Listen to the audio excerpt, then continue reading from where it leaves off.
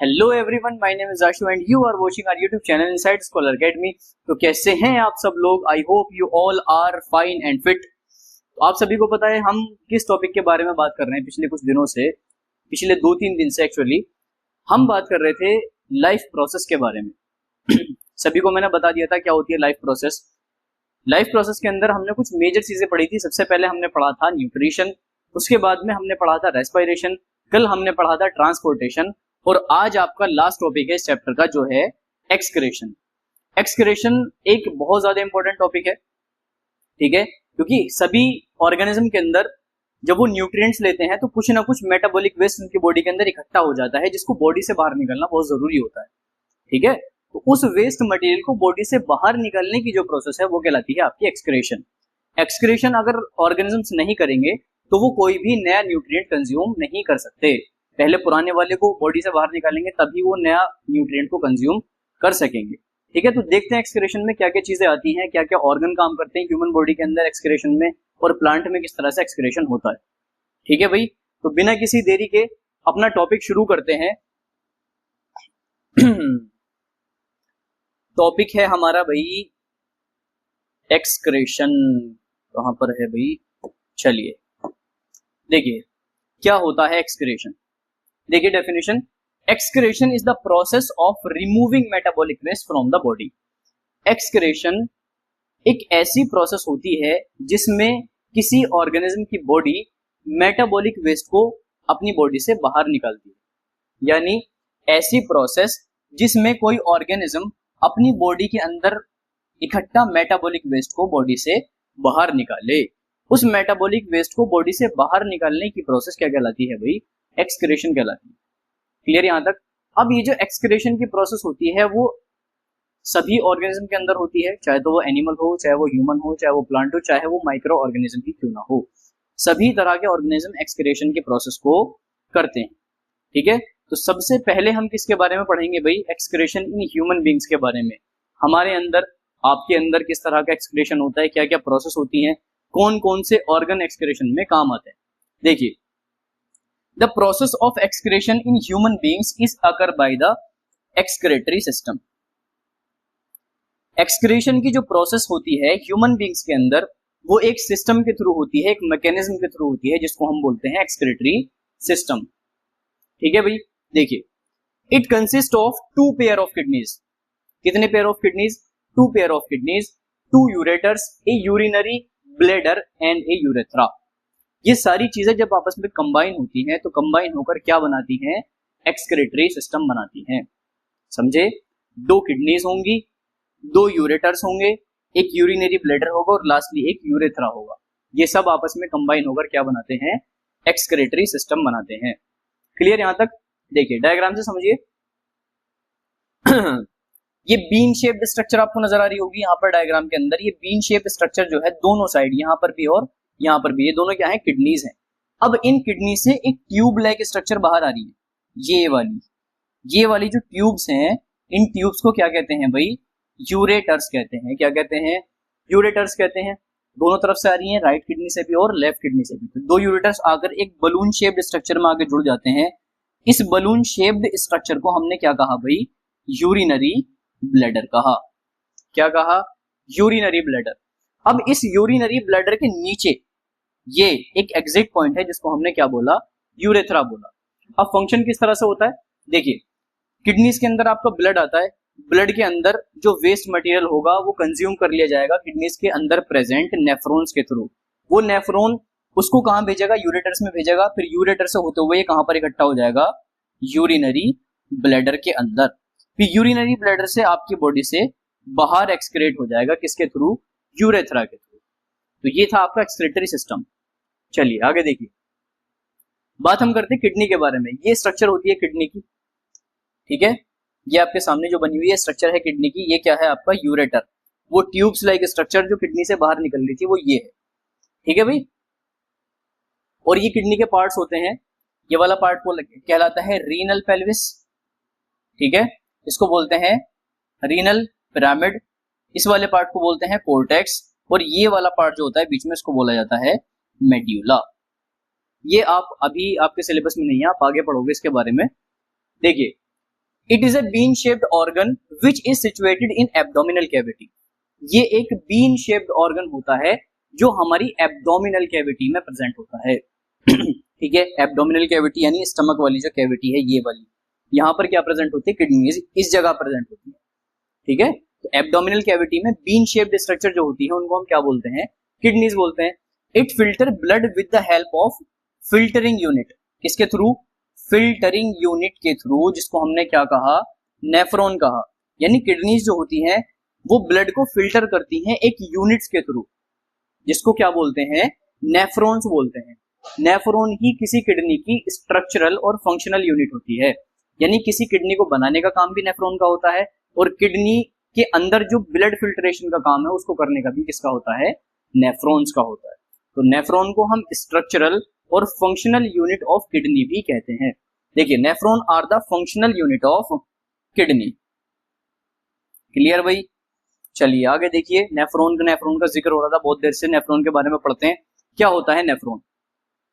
It is the functional and structural unit of kidneys. अभी मैंने आपको बता दिया नेफ्रॉन क्या होता है, फंक्शनल और स्ट्रक्चरल यूनिट होती है किसकी, किडनीज की।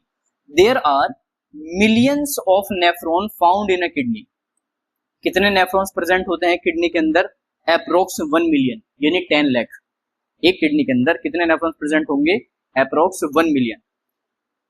विच परफॉर्म स्पेसिफिक फंक्शन, जो अपना एक स्पेसिफिक फंक्शन करते हैं। स्पेसिफिक का मतलब क्या काम होता है नेफ्रॉन का?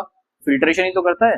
तो जितने भी नेफ्रॉन्स होंगे वो अपना अपना काम करेंगे, यानी फिल्ट्रेशन का काम बखूबी निभाएंगे अपने हिसाब से। देखिए, ये स्ट्रक्चर होती है नेफ्रॉन की। ठीक है, देखो आपको यहां पर एक ब्लड का बंच नजर आ रहा होगा, बंच ऑफ ब्लड, ये कैपिलरीज, इसको हम क्या बोलते हैं, ग्लोमेरुलस। क्या बोलते हैं? ग्लोमेरुलस। ये पूरा ही स्ट्रक्चर किसका है भाई? नेफ्रॉन का है। अब जब नेफ्रॉन की स्टार्टिंग होती है, यहाँ पर एक बंच होगा, यानी एक गुच्छा बना होगा नसों का, जिसको हमने क्या बोला, ग्लोमेरुलस बोला। इस ग्लोमेरुलस के नीचे ये कप शेप्ड स्ट्रक्चर होती है, जिसको हम बोलते हैं बोमन्स कैप्सूल। क्या बोलते हैं भाई? Bowman's capsule. अब बोमन्स कैप्सूल से एक ट्यूब बाहर निकलती है, ये वाली, जिसको हम बोलते हैं पीसीटी, यानी प्रोक्सिमल कॉन्वोल्यूटेड ट्यूब्यूल। ये वाली जो ट्यूब है इसको हमने क्या कहा भाई? पीसीटी या प्रोक्सिमल कॉन्वोल्यूटेड ट्यूब्यूल। अब ये पीसीटी अगर आप ध्यान से देखो तो नीचे से आकर कैसी होती जा रही है? श्रिंक होती जा रही है। कैसी होती जा रही है भाई? श्रिंक हो गई, यानी पतली हो गई नीचे से। ये नीचे वाला पतला पार्ट जो होता है इसको हमने क्या बोला? Loop of Henle. हर एक पार्ट का डिफरेंट मैकेनिज्म है, मैकेनिज्म मैं अगली स्लाइड में समझाऊंगा। फिलहाल समझिए, जो नेफ्रॉन होता है उसमें कैपिलरीज का बंच जो होता है उसको हम बोलते हैं ग्लोमेरुलस। इस ग्लोमेरुलस के नीचे कप शेप्ड स्ट्रक्चर होती है, जिसको हमने क्या कहा? बोमन्स कैप्सूल कहा। क्या कहा भाई? बोमन्स कैप्सूल कहा। ये बोमन कैप्सूल एक ट्यूब से जुड़ा हुआ है, जिसको हमने क्या बोला? प्रोक्सिमल कॉन्वोल्यूटेड ट्यूब्यूल या पीसीटी। ये पीसीटी नीचे आते आते पतली ट्यूब में बदल जाती है, जिसको हम क्या कहते हैं? Henle loop. यहां से शुरू हुआ हेनले लूप और कहां पर खत्म हो गया? यहां पर खत्म हो गया। ठीक है, ऊपर से फिर दोबारा से ट्यूब मोटी हो गई। अब ये वाली जो ट्यूब होगी ये क्या कहलाएगी भाई? डीसीटी। ये वाली ट्यूब डीसीटी और ये वाली ट्यूब डीसीटी, यानी डिस्टल कॉन्वोल्यूटेड ट्यूब्यूल। अब ये जो डीसीटी होती है ये एक चौड़ी ट्यूब में जाकर खुलती है, जिसको हम बोलते हैं कलेक्टिंग डक्ट। क्या बोलते हैं भाई? कलेक्टिंग डक्ट बोलते हैं। तो ये स्ट्रक्चर हो गई किसकी? आपके नेफ्रॉन की। अब इसका मैकेनिज्म हम देखेंगे अगली वाली स्लाइड में। देखिए आगे क्या है, मैकेनिज्म ऑफ नेफ्रॉन। देखिए पहले समझिए क्या होता है। The dirty blood containing waste like years enter in glomerulus, it filters blood.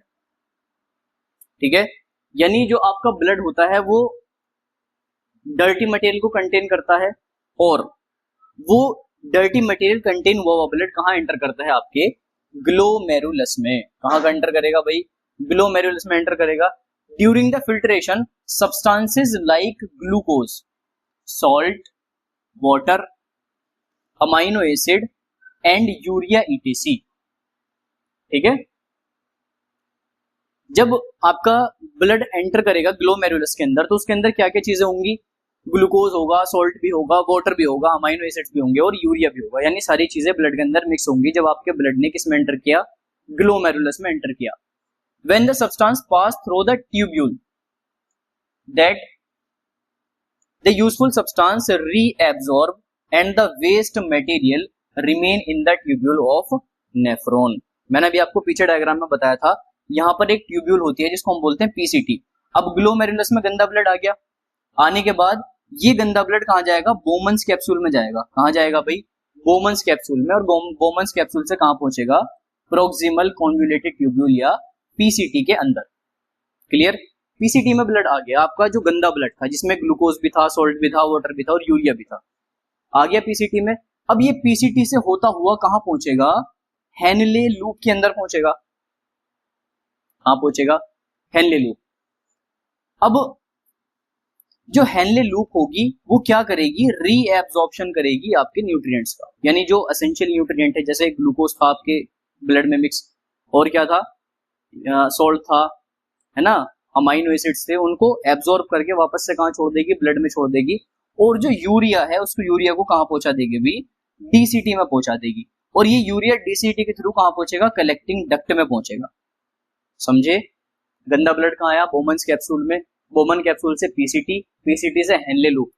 Henle loop ने क्या किया, जो न्यूट्रिएंट्स आपके प्रेजेंट थे, ग्लूकोज, सोल्ट, अमाइनो एसिड्स, उनको दोबारा से एब्जॉर्ब करके कहां छोड़ दिया, ब्लड में छोड़ दिया। और जो यूरिया था उसको कहां भेज दिया, डीसीटी के पास भेज दिया। अब ये डीसीटी इस ब्लड को लेकर कहां जाएगी, कलेक्टिंग ट्यूब्यूल या कलेक्टिंग डक्ट के अंदर लेकर जाएगी। ये कलेक्टिंग डक्ट जुड़ी होगी आपकी किडनी की यूरेटर से। किससे जुड़ी होगी, यूरेटर से जुड़ी होगी। यहां देखो इस वाले डायग्राम में किससे जुड़ी होगी भाई, यूरेटर से। अब यूरेटर से होता हुआ आपका यूरिन कहां पहुंचेगा, यूरिनरी ब्लैडर में इकट्ठा हो जाएगा। फिर आप लोगों को प्रेशर लगेगा और आप कहां जाएंगे, वॉशरूम, और इस यूरिन को बाहर निकाल देंगे बॉडी से। ठीक है, ये था मैकेनिज्म किसका, नेफ्रॉन का। ठीक है, देखिए ये मैकेनिज्म है सेम जो मैंने आपको बताया। एक बार और देखो, ग्लोमेरुलस में ब्लड आया, आ गया भाई, ब्लड कहां पहुंचेगा, बोमन्स कैप्सूल में पहुंचेगा। कहां पहुंचेगा, बोमन्स कैप्सूल में। अब बोमन कैप्सूल से होता हुआ ये ब्लड कहां जाएगा भाई, आपकी पीसीटी। ये वाली जो ट्यूब है ये क्या है, आपकी पीसीटी है। क्या है, पीसीटी। और ये वाला पोर्शन क्या है, हेनले लूप, मैंने आपको बता दिया था। अब यूरिन के अंदर जितना भी मटेरियल जो जरूरी है बॉडी के लिए, जैसे glucose, amino acid, salts, water, ये सारी चीजें रीएब्जॉर्ब हो जाएंगी इस हेनले लूप के अंदर।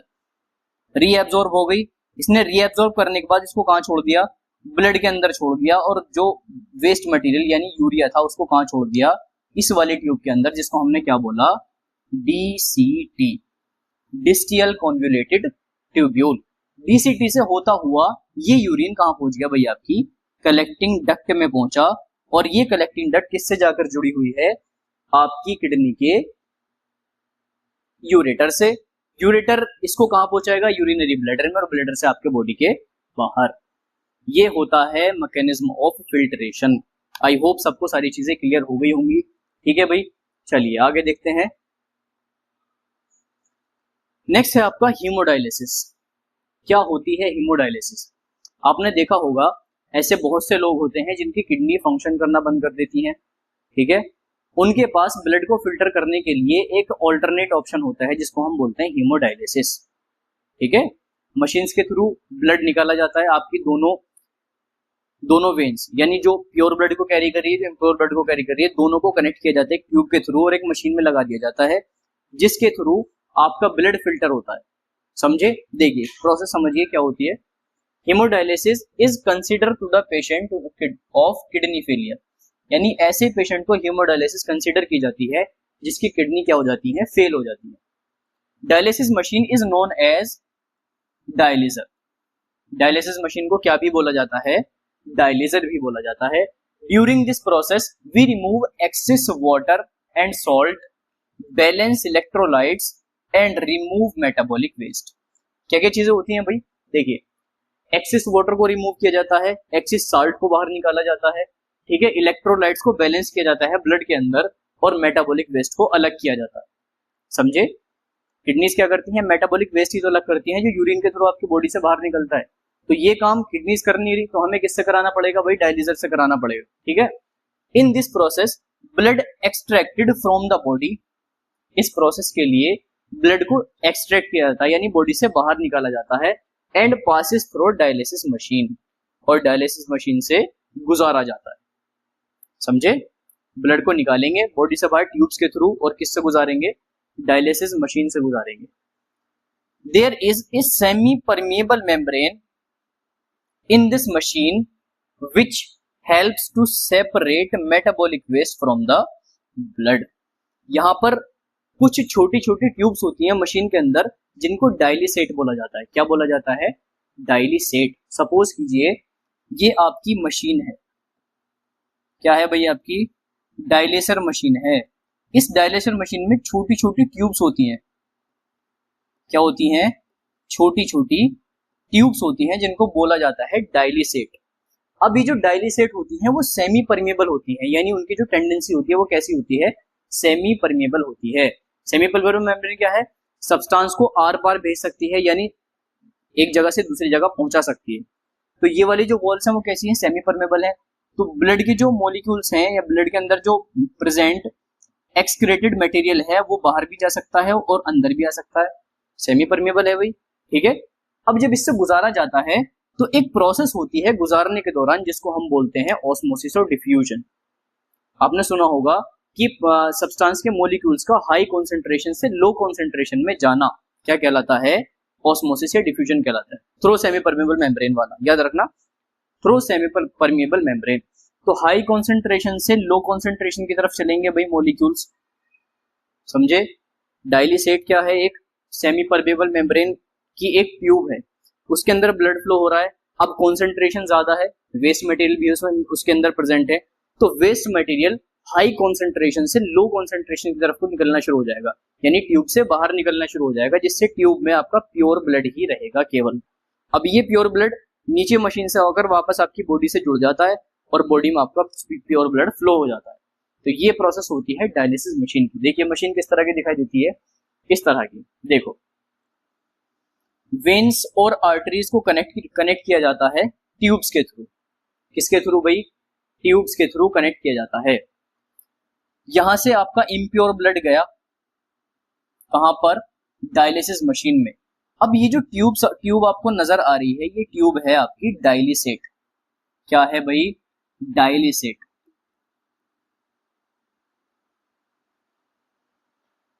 क्या है?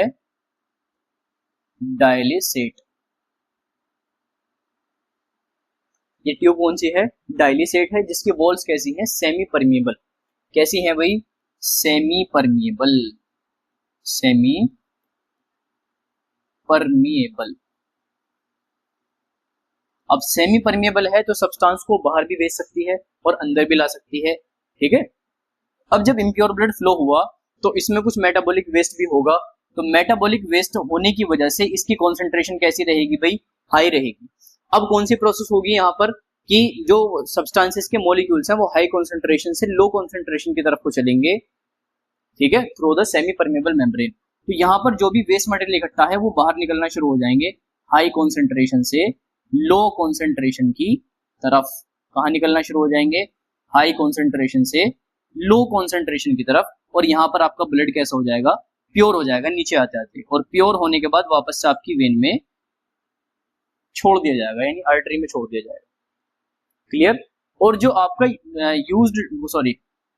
जो आपका वेस्ट मटेरियल है वो वेस्ट मटेरियल आगे जाकर एक कंटेनर में इकट्ठा हो जाएगा, जिसको हम बाद में उसको फेंक सकते हैं, ठीक है। यहाँ पर एक डायलिसिस फ्लूइड का इस्तेमाल किया जाता है प्रोसेस के दौरान, ठीक है। इसके अंदर फ्लूइड भी भरा होता है, ठीक है।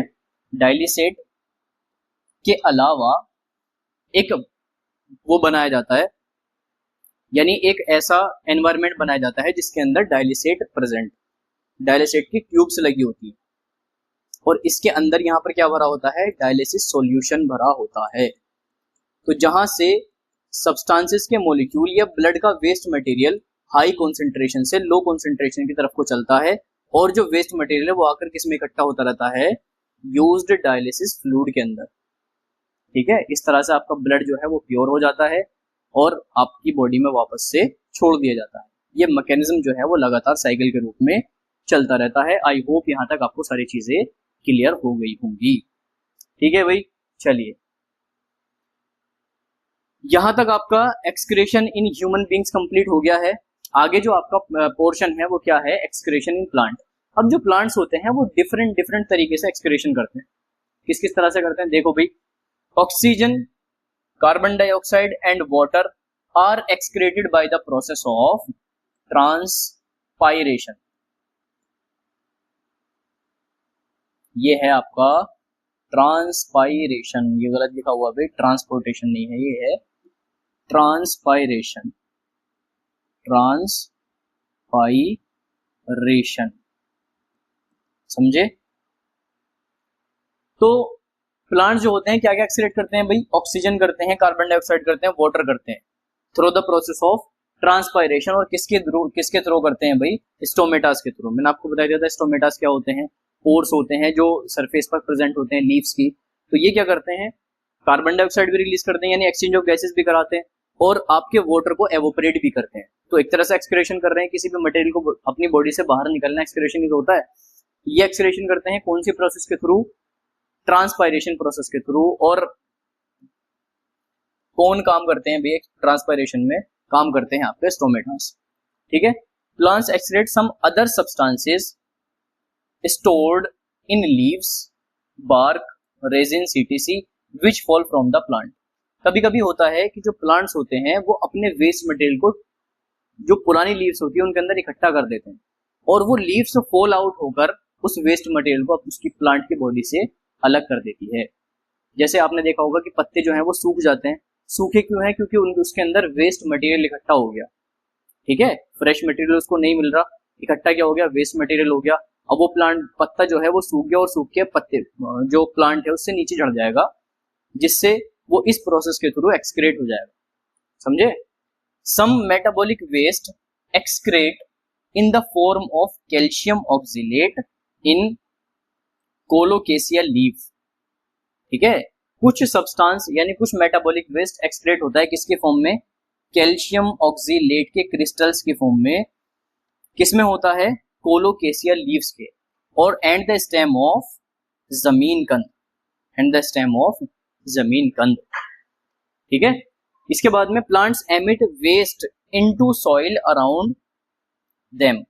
आपने देखा होगा कभी कभी जो प्लांट्स होते हैं वो अपने रूट के पास में कुछ वेस्ट मटेरियल इकट्ठा कर लेते हैं। तो वो भी एक प्रोसेस होती है किसकी, एक्सक्रेशन की। कितना तरीके से एक्सक्रेट किया प्लांट्स ने, ऑक्सीजन के रूप में किया, कार्बन डाइऑक्साइड के रूप में किया, और वाटर के रूप में किया। किसके थ्रू, स्टोमेटास के थ्रू। ठीक है, दूसरा क्या था, लीव्स के रूप में किया, लीफ पत्ते झड़ते हैं पेड़ पे से, तो वो भी क्या है, एक तरह का एक्सक्रेशन है। तीसरा क्या है, कुछ मेटाबॉलिक वेस्ट रिलीज किया कैल्शियम ऑक्सिलेट के क्रिस्टल्स के रूप में। किसके अंदर होता है ये, कोलोकेसिया लीव्स के अंदर या जमीन कंद के अंदर। अगला क्या था, प्लांट कभी कभी कुछ वेस्ट मटेरियल अपने जड़ के पास इकट्ठा कर लेते हैं, जो प्रोसेस भी किसकी होती है, एक्सक्रेशन की होती है। तो आपका चैप्टर यहाँ पर कंप्लीट हो चुका है। आई होप सभी को सारा कुछ क्लियर हो गया होगा। अगर अभी भी किसी को किसी टॉपिक से लेकर कोई डाउट है तो वो हमको कमेंट सेक्शन में बता सकता है। ठीक है, तो आज के लिए इतना ही, मिलते हैं अगले लेक्चर में, तब तक के लिए